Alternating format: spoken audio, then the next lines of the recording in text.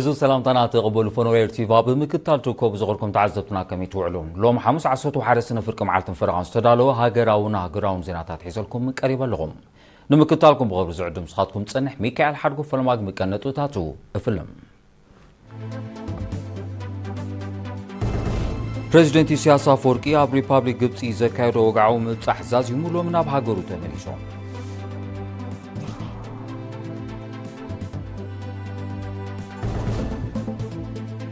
ኤርትራን ግብፅን ዝምድናታትን ኣብ ኩሉ መርያት ንምድንፋዕን ሓበራዊ ፀጥታ ክሰርሓን ተሰማሚዐን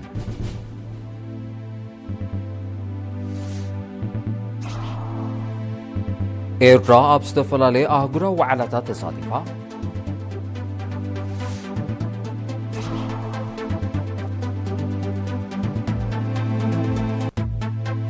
ኣብ ዜናታት ወፃኢ ኢራን ብሰንኪ ፀጥታዊ ስጋት መጻቦ ሁርሙዝ ንኩለ ንግዳዊ መራኽብ ከም እተዓፅወ ኣዊጃ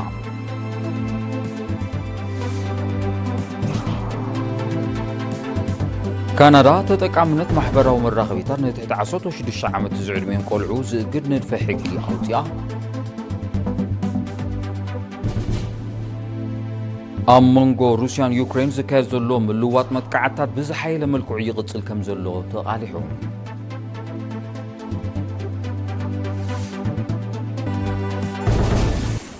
ዝርዝር ዜና ፕሬዝደንት ኢሳያስ አፈወርቂ ካብ 7 ክሳብ 11 ሰነ ኣብ ሪፓብሊክ ግብፂ ዘካየደ ወግዓዊ ምብፃሕ ዛዚሙ ሎም 11 ሰነ ኣብ ሰዓታት ቅድሚ ቀትሪ ናብ ሃገሩ ተመሊሶም ፕሬዝደንት ኢሳያስ ኣብ ግብፂ ኣብ ፀናሓሉ ምስ ፕሬዝደንት ዓብዱልፋታሕ አልሲሲ ታሪኻውን ሕውነታውን ዝምድና ኤርትራን ግብፅን ናብ ዝበረኸ ናይ ምትሕብባር መድረኽ ክብርኽ ኣብ መርያት ቁጠባ ፖለቲካን ዲፕሎማስን ጭቡጥ ስጉምታት ክውሰድ ብመሰረት ዝተገብረ ምርዳእን ዝተበፅሐ ስምዕን ኣብ ሃብቲ ዓሳ ከምኡውን ትሕተ ቅርፂ ወደባትን መጓዓዝያን ዕቱብ ንጥፈታት ንኽካየድ ንዝምልከቶም ኣካላት መምርሒ ስራሕ ሂቦም በዚ መሰረት ኤርትራን ግብፅን ኣብ ጽላታት ዕደና ትሕተ ቅርፂ መጓዓዝያ ባሕርን ምትእሳር ወደባትን መምዕባል ወደባት ኤርትራ ብፍላይካ ዓሰብ ባፅዕን ማርሳ ፋጥማን መፍረ መድሃኒት ህንፀት መንበሪ ኣባይቲ ከምኡውን ንክልቴን ሃገራት ብመሬት ባሕርን ባቡር ምድርን ምትእሳር ተሰማሚዐን ፕሬዝደንት ኢሳያስ ፕሬዝደንት አልሲሲን ብዘይካዚ ኣብ ዞባ ቀይሕ ባሕሪ ማእከላይ ምብራቕ ቀርኒ ኣፍሪቃን ዓለምን ሓበራዊ ኣገዳስነት ኣብ ዘለዎም ቁጠባዊ ፖለቲካዊ ዲፕሎማስያውን ፀጥታውን ጉዳያት ምዕባለታትን ብዕምቀት ዘትዮም እዚ ከምዚ ኢሉ እንከሎ ፕሬዝደንት ኢሳያስ ካብ ከተማ ካይሮ ኣብ ዙርያ 150 ኪሎ ሜትር ናብ ዝርከባ ትካላት ዝተኻየደ ዑደት ትካል መፍረ መድሃኒት ጂቶ ፋርማ ቁጠባዊ ዞባ መዝለብ ስወፅ ፋብሪካታት ሓፂንን ቸሜንቶን ኮርፖሬሽን መሰረታዊ ኢንዱስትሪ ግብፂ ከምኡውን ወደብ ዒን ኣሶኽናን ኣብ መስርሕ ህንፀት ንእትርከብ ሓዳስ ርእሰ ከተማ በፂሖም ሚኒስተር ዑስማን ሳልሕ ምስ ፕሬዝደንት ኢሳያስ አፈወርቂ ሓቢሩ ጌሹ ነይሩ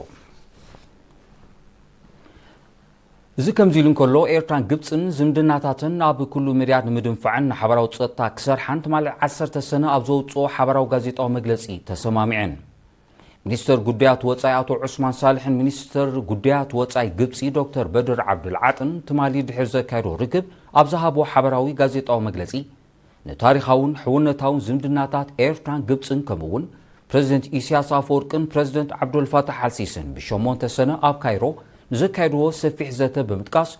ኣብ ጽላታት ዕደና ትሕተ ቅርፂ መጓዓዝያ ባሕርን ምትእሳር ወደባትን መምዕባል ወደባት ኤርትራ ብፍላይካ ዓሰብ ባፅዕ ማርሳ ፋጥማን መፍረ መድሃኒት ህንፀት መንበሪ ኣባይቲ ከምኡውን ንክልቴን ሃገራት ብመሬት ባሕሪ ባቡር ምድሪ ንምትእሳር ኣብ ስምዕ ከም ተበፅሐ ኣረጋጊጾም ኣብታ ኣጋጣሚ ግብፂ ሙሉእ ደገፋ ንልኡላውነት ሰላምን ርግኣትን ኤርትራ ኣረጋጊጻ ኣብ ፀጥታ ቀይሕ ባሕሪ ዞባዊ ጉዳያትን ድማ ፕሬዝደንት ኢሳያስን ፕሬዝደንት አልሲሲን ልኡላውነትን ግዛእታዊ ሓድነትን ሃገራት ዘኽብር መትከላት ኣህጉራዊ ሕጊ ብጥብቂ ክኽበር ኣዝዩ ኣገዳሲ ምዃኑ ከም ተሰማምዑ ብምጥቃስ ሃገራውያን ትካላት ዓንዲ ሕቆ ርግኣትን ምዕባልን ስለ ዝኾና ኣብ ዝኾነት ሃገር ንምሕያልን ምስራሕ ኣገዳሲ ከም ዝኾነ ኣገንዚቦም ሚኒስተር ዑስማንን ሚኒስተር በድር ኣብ መወዳእታ ኣብ መንጎ ሰበስልጣን ኤርትራን ግብፅን ኣብ ኣስመራን ካይሮን ዝግበር ርክባት ከምኡውን ኣብ ዞባውን ኣህጉራውን መድረኻት ዝህሉ ምውሃድ ከም ዝቕፅል ኣረጋጊጾም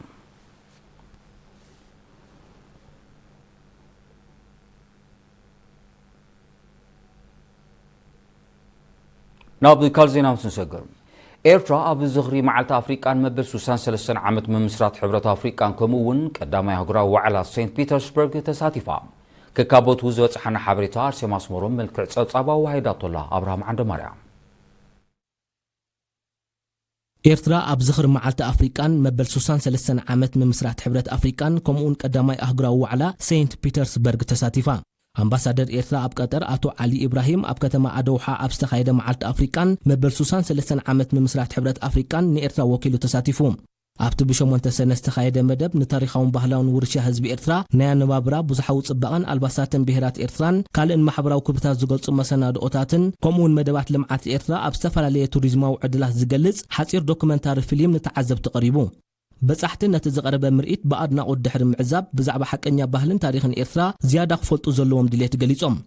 እዚ ከምዚሉም ከሎ ኣምባሳደር ኤርትራ ኣብ ፌደሬሽን ሩስያ ኣቶ ጴጥሮስ ጸጋይ ካብ 3 ክሳብ 6 ሰነ ኣብ ዝተኻየደ ቀዳማይ ኣህጉራዊ ዋዕላ ሴንት ፒተርስበርግ ንኤርትራ ወኪሉ ተሳቲፉ ኣምባሳደር ጴጥሮስ ጎን እቲ ዋዕላ ምስ ብዙሓት ትካላትን ኩባንያታትን ርክባት ብምክያድ ኣብ ሕድሕዳዊ ምትሕባር ተዘራሪቡ እቲ ኣብ ትሕቲ ኣላይነት ፕሬዝደንት ቭላድሚር ፑቲን ዝተኻየደን ካብ 144 ሃገራት ዝመጹ ኣስታት 24000 ተሳተፍቲ ዘእንገደ ዋዕላ ንግዳውን ቁጠባውን ኩባንያታትን ትካላትን ኣብ ሓደ ማኣዲ ዝራኸበን ኣብ 4 ዓንድታት ማለት ዓለማዊ ቁጠባ ምፍጣጥን ምትሕባርን ማሕበራዊ ህይወት ኣብ ዘመነ ቴክኖሎጂን መጻን ኣንፈታትን ቴክኖሎጂ ኣከባብን ህዝባዊ ምሕደራን ምርኩስ ዝገበረ ዘተታት ተኻይዱ بخال وجن محبركم إرثاء بجدان كبابيان تعي كنكن تعي حبرة السباب تحت زبل تيما بشدشتن شوعة سنة أبستفل عليه حكمنا وموياتات زصرحوا إرثاوين تساتفلو نحكمنا مدب أكايدوم أبتي بتقلالي قنصل هاجر إرثاء بجدان كبابيان أتو عبد الرحمن عثمان أبو ومبر محبركم إرثاء جدان كبابيان أتو عبد القادر مالكن استوهادن مس هوسبيتال عيني السقاف محبر كنكن تعنا هزانات كلينيك راما كنكن قربت كمون كلينيك سنبولا بمتحبر استخايدن مدب نأسات حدا شح أب جدان كبابيان زنوبر إرثاوين نسأنا مرمراتات أقول قولة تواهيبوم أمو داتا دما أبتي مدب نتساتفو نايمسغانا مسكر ورقات تعديلوم شوعة سنة عالم لغو معالتي دحنة مقبيا بسمرا نرابعي جزيات تذكرة وإعلام كابزباوي ركبات من سرح رشان زوز حنات سطوع بارسي ماسمولوم كتغربيع شوعة سنة عالم لغاوي معالتي دحنة مقبي كابدهوتاتنا فتح وحس مقبي أب كلو بزبل تيما بتشعة سنة أب أسمرا تذكرة وانا دايركتر كفل أقلقلوت حقاقاتن قطصرن مينستر حرشا أتو تخلاب مسكنا أبتا أقاتامي أبزس معقال دقاقتي تهواسيانن بكلا كيميكالاتن زتنقم مقبو ولد حمامات أب هاقرناون كم زرائيو تغيسو بسنك زي قبا أطاقما مدهانيتات بغليا بحملتن فرتاتن زسعب بكلا مقبي قول حتاكو وهابو كم زتنحي بمحبار مقبو ولد حمامات سفيح محبراون قطباون سعبينات سلازة سعب نموقادون بعتو بيسرح مهلاو أبريهم أتو تخلاب وسيخو أب إيرترا تران حلافنتن نايتن أب قطر مقبي زنطفا مينسترتات نمنتصار كمون زيادة وحدة مفتار زخل هلاو هاقراو بوليسي وهاقراو عواج مقبي نمدلاو تبقسوتات كوسدو جميرو مهلاو محبيروم وكيل عالم أود مقبي أب إيرترا ميس أريلا قليني بوغنا دحنت مقبي كاب قرات جميرو مخزان مقعاز عداقا حارستوتن تتكمتن كلهم باب مدايم إجامم كبركتو لزقبع عود مخانو قد دحنت مقبي نمعواد دما حيال وهدى زملكتن أكالات كم زدلي أزخ خيرام إيرترا دحنت مقبي نمرقات عبد تكايدو نتفتات دقف ودبت عنا عالم كم زي في اللي رقاقات نبيت صحفات ودبت عنا عالم أب إيرترا وكيلاك ألز سمعت دكتور أسفاش في السهاية أب عالمنا شو مونتميتن سوسان شدشن مليون سبات بسنك بكلام مقبي كم زحمو حادنت بحموشي مليون دما عمتاوي كم زموتو بمقلات دحنت مقبي عابق ولا حتى زدليو قداي مخانو أسميرات اللوم أبتاقات أمي بزعبا دحنت تمكرون استراتيجياوي مفتحيتات حرشاو مقبي أب علتاوي من نبابرونا زقاتن بكلام مقبي مفتحيون ترى مينستر تعنا أب موحس دحنت مقبي تعنا دحنتن تتكمتي بتكال درجات إيرتراز وهاب أقلقلتات زبلو أرستاتن كالوتن مزنعتاوي ورغاقتي قريبام شوعة سنة عالم لخاوي معالت دحنت مقبي بدرجة عالم نشامنا جزية أب إيرترا دما نرابع جزية آيات تذكر زلام زغوركم تعزبتي شعيبو زغرب زيناتات هاقرات وصعي كونو مكتاتكم كتقول لكم بابر عدم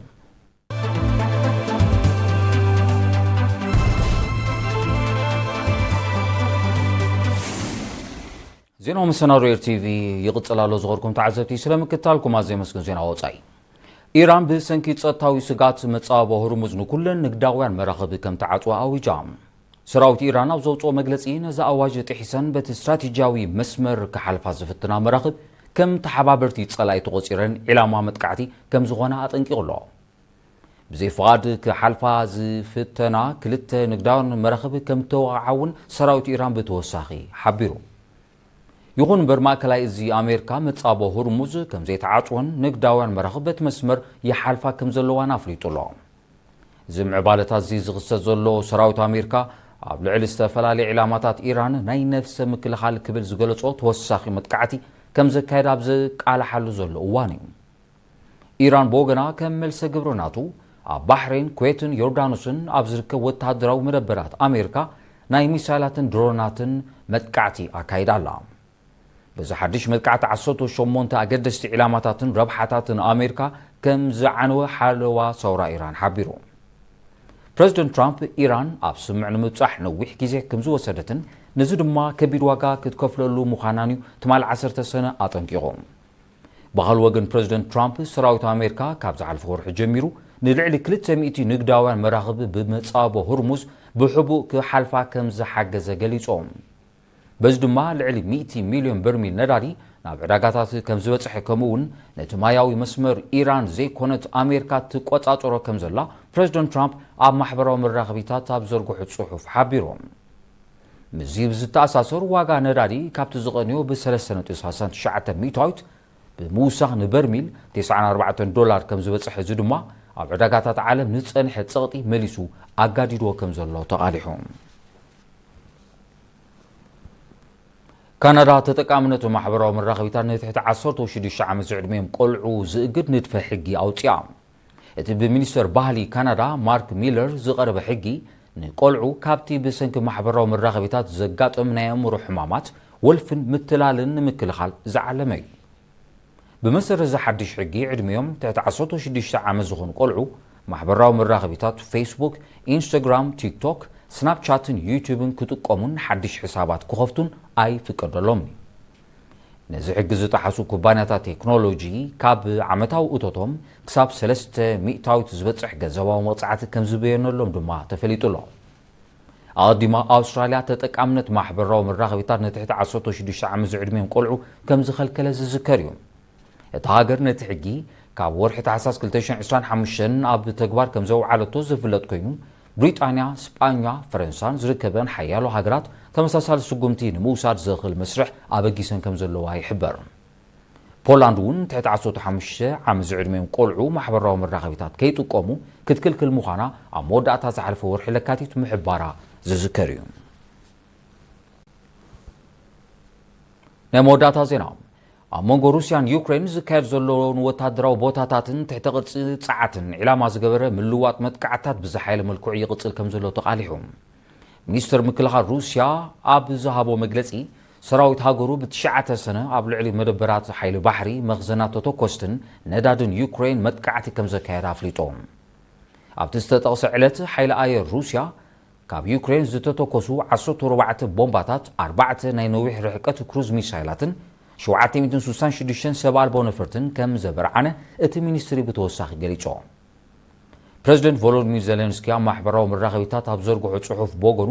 ኣብ ተመሳሳሊ መዓልቲ ሰራዊት ዩክሬን ኣብ ውሽጢ መሬት ሩስያን ወተሃደራዊ ቦታታትን ትሕቲ ቅርፂ ፀዓትን ዕላማ ዝገበረ ናይ ነዊሕ ርሕቀት መጥቃዕቲ ሚሳይል ከም ዘካየደ ሓቢሩ ብዘይካዚ ሓለቓ ስታፍ ሰራዊት ዩክሬን ልዕሊ 2000 ሰብ ኣልቦ ነፈርቲ ሩስያ ብሓይሊ ኣየር ሃገሩ ከም ዝበርዓና ነፂሩ ብድፊት ኔቶ ካብ 2022 ዝተወልዐ ኩናት ዩክሬን ሩስያን ዝኸፈ ኣንፈት እናሓዘ ይመጽእ ከም ዘሎ ጸብጻባት ይረዱ ዜናታት ንምዛም ቀንዲ ነጥብታቱ ክደግመልኩም ፕሬዚደንት ኢሳያስ አፈወርቂ ኣብ ሪፓብሊክ ግብፂ ዘካየዶ ወግዓዊ ምብጻሕ ዛዚሙ ሎም ናብ ሃገሩ ተመሊሶም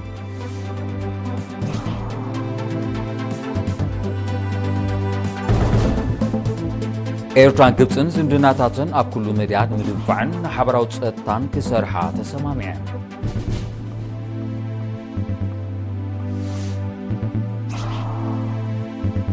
ኤርትራ ኣብ ዝተፈላለየ ኣህጉራዊ ዋዕላታት ተሳቲፋ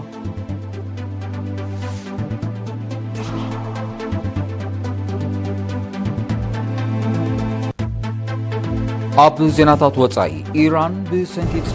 ጸጥታዊ ስጋት መጻበ ሆርሙዝ ንኩሉ ንግዳዋን መራኸብ ከም እተዓጽወ ኣውጃ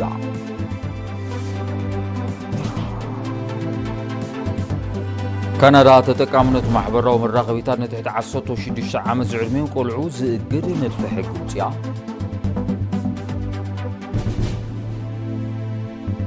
ኣብ መንጎ ሩስያን ዩክሬንን ዝካየድ ዘሎ ምልዋጥ መጥቃዕታት ብዝሓይለ መልክዑ ይቕጽል ከም ዘሎ ተቓሊሑ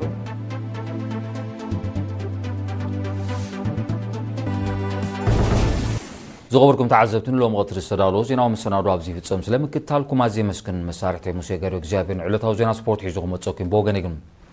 سلام